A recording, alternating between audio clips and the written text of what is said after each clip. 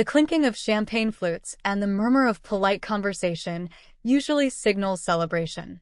Tonight, at my parents' 40th anniversary party, it felt more like the polished hum of a machine built on false appearances. Their house, a sprawling symbol of the success they'd carefully curated, was packed. Relatives I hadn't seen in years, friends of the family I barely knew. They were all here, admiring the perfect couple, the perfect life. And I, Scarlett, their eldest daughter, stood near a large ficus tree, feeling like an exhibit rather than a family member. I watched my mother, Anna, glide through the room in an elegant sapphire dress, her smile fixed, her laughter tinkling just a little too loudly. My father, Robert, stood beside her, looking vaguely uncomfortable but nodding along, the picture of the supportive husband. They were a performance, and tonight felt like their command performance. I wasn't in the mood for performances. The last few months had been rough. My job as a project manager in the city was demanding, sucking up my energy and leaving little room for anything else. And my long-term relationship had just ended, quietly, painfully. I felt raw, exposed, and utterly drained. Coming home for this party, stepping back into this specific family dynamic, was the last thing I needed. But you don't say no to Anna and Robert's big anniversary bash. Already tonight, the usual subtle pressures had started. Anna had cornered me earlier, sighing about how the planned sunroom renovation was going to be so expensive and how a generous family contribution would mean the world.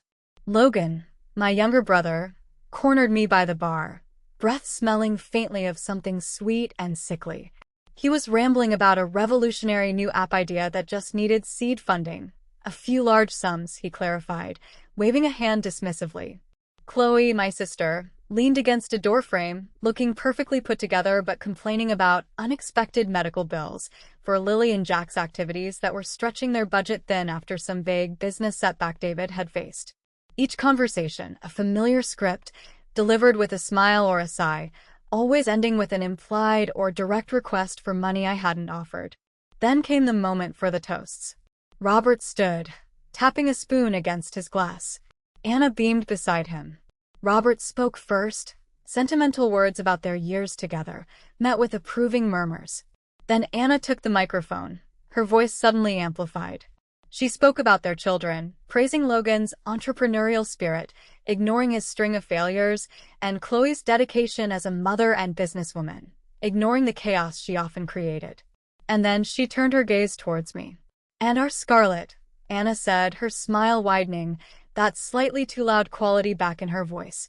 "She has built such an incredible life for herself in the city. So successful, so independent." She paused, looking around the room as if seeking agreement. "Robert and I are just so proud. It's wonderful knowing that Scarlett is so capable, handling everything on her own now. She's really carved her own path and she doesn't need to worry about us anymore. She's entirely set for her own future." A ripple of polite applause went through the room. Logan clapped a little too vigorously, glancing at me with a smirk. Chloe exchanged a knowing look with Anna. Aunt Eleanor, my father's sister, gave me a small, tight smile from across the room, a look that seemed to say, "See? You're fine. They need help more." I felt a cold wave wash over me, distinct from the polite warmth of the room. "Doesn't need to worry about us anymore. Set for her own future." It wasn't praise. It was a public declaration. They were framing my independence, the independence I'd built despite their constant demands, as a reason to cut me loose from any reciprocal family responsibility, while simultaneously justifying their continued reliance on me. They were saying, "You're rich and fine on your own now, so stop expecting anything from us, but keep giving because you don't need that money for yourself anyway." It was a dismissal, a redefinition of my role in their perfect tableau. The quiet resentment that had been building for years, amplified by my recent exhaustion and vulnerability, solidified into something hard and cold. I hadn't planned to do this tonight. But standing there, watching their smug faces, hearing those carefully chosen words, I knew the moment had arrived. Deep down, I had been preparing for this. "Actually," I said, stepping forward into the open space near the table, my voice quiet but cutting through the returning murmur of conversation. Heads turned. Anna's smile faltered. Robert looked at me with a flicker of alarm. Before we move on with the celebration, I continued, holding up the sleek, dark folder I'd brought with me, I think it's important to clarify exactly how I became so set and independent. A hush fell over the room. I walked to the central table, the one displaying a large photo album of Anna and Robert over the years. I placed the folder on the table with a soft thud. It wasn't thick, but it felt heavy with consequence. "What is this, Scarlett?" Anna asked, her voice tight. "It's a record," I replied, my voice steady. "A record of how our family dynamic has truly worked for the last, let's say, 7 years."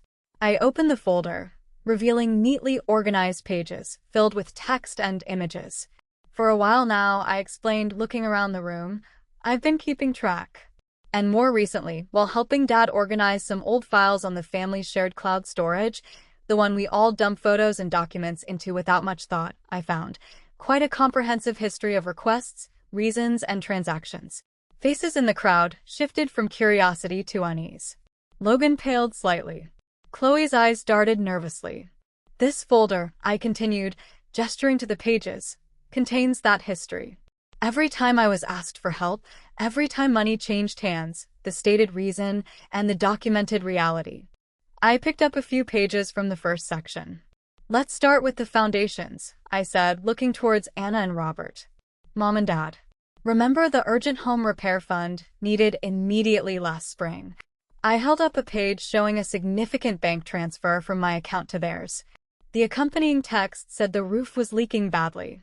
I then displayed a screenshot from the family's shared cloud storage, a photo album titled Summer Cruise 2023. A picture of Anna and Robert smiling on the deck of a cruise ship, dated 2 weeks after the transfer. Anna gasped, a theatrical sound. "Scarlett, that's private." "Is it?" I countered calmly. "You asked for $15,000 for a leaking roof, but spent it on a cruise." I found the booking confirmation email in the shared drive, too. Marked family vacation. Robert cleared his throat, looking down. We meant to fix the roof eventually. Things were tight." "Tight," I echoed gently. "While you were on a 3-week cruise." My records show I also covered the emergency property taxes that year and an unexpected dental bill for Dad that somehow coincided with the purchase of a new, expensive gardening tractor. I moved on, selecting pages related to Logan. Logan. The seed funding for 3 different can't-miss ventures over the years, totaling almost $30,000. I showed bank transfers, each time presented as a sure investment. Then I showed emails or texts from his business partners I'd found in the shared drive, discussing how they were just blowing through the money or pulling out because Logan hadn't done any actual work. There was also the time you needed $5,000 immediately because you were behind on rent and facing eviction, I said, showing the transfer. I later found messages between you and Mason discussing how you used that money to cover gambling debts. Logan sputtered. "Mason, you told her?" "It wasn't gambling. It was a bad investment." Mason, standing nearby, suddenly looked very uncomfortable. "Hey, don't bring me into this." "It's all here," I said, tapping the folder. "Documented. The requests, the reasons, the transfers, and often, the truth found later in your own shared files." Anna stepped forward, her voice rising. "This is scandalous. On our anniversary. How can you do this?" "You said it's time I focused on my own future independent of you," I replied, looking directly at her. "I'm simply laying out the history that made that statement so incredibly ironic." I turned my attention to Chloe, who had been looking increasingly pale. "And Chloe," I said softly, "your section is perhaps the most detailed." I pulled out pages listing transfers related to her and David. The medical bills for Lily when you said David's insurance had a gap. The funds for Jack's specialized therapy because of a sudden behavioral issue. The money for your online boutique startup that needed a quick cash injection. I held up screenshots of the transfers, matching the amounts to the dates of her urgent requests. "Scarlett, stop it," Chloe said, her voice trembling slightly. "That was family helping family. The kids were sick. My business was struggling. I genuinely wanted to help Lily and Jack," I said, my voice still calm, but a new layer of steel beneath it. "And I wanted your business to succeed." But the documentation tells a different story. I showed emails to me pleading urgency, contrasted with other communications I found. A text from Chloe to Aunt Eleanor complaining about how pushy I was about getting updates on the business and how easy it was to just tell me the kids needed something for guaranteed money. Aunt Eleanor flinched when her name was mentioned. Chloe sent me that in confidence, she protested weakly. It was in the shared family drive, Aunt Eleanor, I reminded her. Accidentally uploaded, perhaps? Or simply placed there without a second thought, like so many other things. I could see the tension in the room was suffocating now. People were whispering, looking from me to my family. Anna was fuming, Robert looked trapped, Logan was practically sweating, and Chloe was on the verge of tears, though I suspected they were tears of fear, not remorse. David stood beside her, his brow furrowed in confusion. All of these, I gestured to the pages spread slightly on the table, add up to a significant amount. Money given without expectation of repayment, because I believed I was helping family through genuine hardship. I paused, looking at their faces. But the hardship was often exaggerated, sometimes entirely fabricated, and my help was seen not as a gift, but as an entitlement. This is all private history, Scarlett, Anna hissed, stepping closer, trying to keep her voice low but failing. There's no need to make a spectacle. You made it a spectacle, Mom, I countered quietly. When you publicly declared I was no longer your concern, effectively kicking me out of the family support structure while still expecting me to be your support structure. You brought this into the public sphere of this party. I picked up a new section of the folder.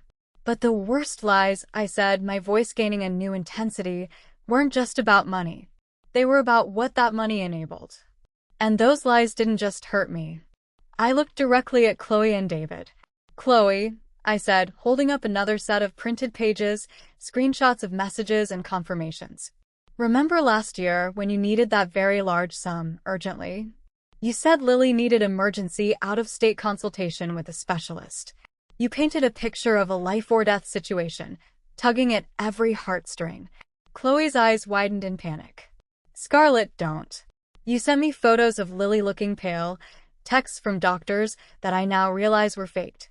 I continued, relentless. I transferred the money immediately. $25,000. I held up the bank transfer screenshot. You said you were flying to Boston that night. I then held up different screenshots, taken from the family's shared cloud, photos uploaded by Chloe herself from that same week. Pictures of a luxurious hotel room, sandy beaches, cocktails by a pool. These photos, I said, my voice heavy, are from Miami. Taken the same week you claimed to be in Boston with a sick child. I then showed printed text messages, also found in the shared drive, between Chloe and a name that was not David. They discussed meeting up in Miami, how excited they were, how they couldn't wait to get away. One text explicitly mentioned the money, got the funds from S. Everything's booked. Can't wait to finally see you. David stared at the pages in my hand, then at Chloe, his face registering shock, then confusion, then dawning horror. Miami, he whispered, his voice barely audible. You said you were at Mom's that week, helping her after her surgery. Chloe looked trapped, her eyes darting wildly between me, David, and her parents. It's a misunderstanding, she stammered. Scarlett is lying. Those pictures are old. Those texts are out of context. They were in your recently uploaded folder on the family cloud, Chloe, I stated calmly, showing the file properties with the upload date. And the dates match the flight confirmations I found. And the bank transfer. It's all connected. David snatched the pages from my hand, his own trembling. He scanned the texts, his face hardening with every word. He looked at Chloe, his eyes filled with a pain that was heartbreaking to witness. You used money given for our daughter's health to go meet someone else? His voice was low, dangerous. Chloe burst into frantic tears. It wasn't like that. I was stressed. It was just a friend. A brief escape. A brief escape, David repeated, his voice rising. Funded by a lie about our child's health, using your sister's generosity? While I was working 18-hour days to keep things afloat here. The party guests were completely silent, watching the raw, painful scene unfold. Anna rushed forward, trying to put a hand on David's arm. David, please. Not here. We can discuss this privately. Privately, David shouted, shrugging her off. How much private deception has been going on that I didn't know about? He turned his furious gaze to Anna and Robert. Did you know about this? Anna looked flustered. Robert remained silent, looking at the floor. Logan and Hannah had retreated further back, looking mortified. Aunt Eleanor covered her mouth with her hand, eyes wide with a mixture of horror and morbid fascination. I stood there, watching the chaos I had unleashed. There was no triumph in it, only a profound sadness. I had pulled the thread, and their entire carefully constructed world was unraveling. The point, I said, my voice cutting through the tense air, isn't just the money or the lies about where it went, Chloe. It's the pattern. The constant, entitled expectation that I would always be there to clean up messes I didn't create, to be your financial safety net while you cut the very rope I was using to navigate my own life. I picked up the cream-colored envelope from the table. Which brings me to this, I said. The family's attention shifted back to me, away from the immediate crisis between Chloe and David, though the tension still hung heavy. For years, I explained, my voice unwavering, because I was the responsible one, the financially stable one, I was asked to take on certain legal responsibilities for the family. Emergency contact, medical proxy, power of attorney, cosigner on loans and leases. I looked at Anna and Robert. You leaned on these arrangements heavily. My name was on your medical forms, Mom. I was the one the hospital would call Dad. I was the guarantor on Logan's apartment lease. Their faces, already pale from the previous revelations, now turned ashen. They seemed to understand what was coming. You've made it abundantly clear tonight, I continued, holding up the envelope containing legal documents, that you don't see me as a loved one to protect, but a resource to be tapped, managed, and, ultimately, dismissed when convenient. You don't see me as family in the way that counts. I pulled out the documents, notarized and dated. So, I've taken steps to reflect that reality legally. As of last week, I have formally revoked all powers of attorney you had in my name. I've updated my information with relevant institutions to remove myself as guarantor. I've notified your medical providers that I am no longer your emergency contact or proxy. I looked at Logan. And the ownership of the apartment I bought for you, Logan, the one you haven't paid a cent towards in 3 years? It has been legally transferred back into my name. You'll need to make other arrangements. A wave of stunned silence, followed by gasps. This wasn't just airing dirty laundry. This was a structural demolition of their safety net. Anna shrieked, You can't do that, Scarlett. That's your duty as a daughter. We're family. Robert finally stood straighter, his voice strained and panicked. Scarlett, this is too far. You're destroying everything. Logan looked utterly panicked, his face slack with disbelief. The apartment? Where will Hannah and I go? You are destroying us. Anna repeated, wringing her hands. No, I said, my voice firm. I'm not destroying you. I'm simply removing myself from the structure you built to leverage my life for your benefit. You built this house of cards, not me. You defined what family meant tonight when you announced to everyone that I was on my own, set for life, and didn't need to worry about you. You formalized the reality that already existed, that I was your bank, not your loved one. I looked around at their faces. Fear, anger, self-pity, not an ounce of genuine remorse for their actions. You relied on my sense of obligation, my quiet nature, my willingness to help. You called me cold, distant. Maybe I seemed that way because I learned early on that showing vulnerability or weakness around you meant being taken advantage of. You taught me to be self-sufficient because you never offered genuine, unconditional support, only demands. And you taught me to keep records because I learned your word wasn't enough.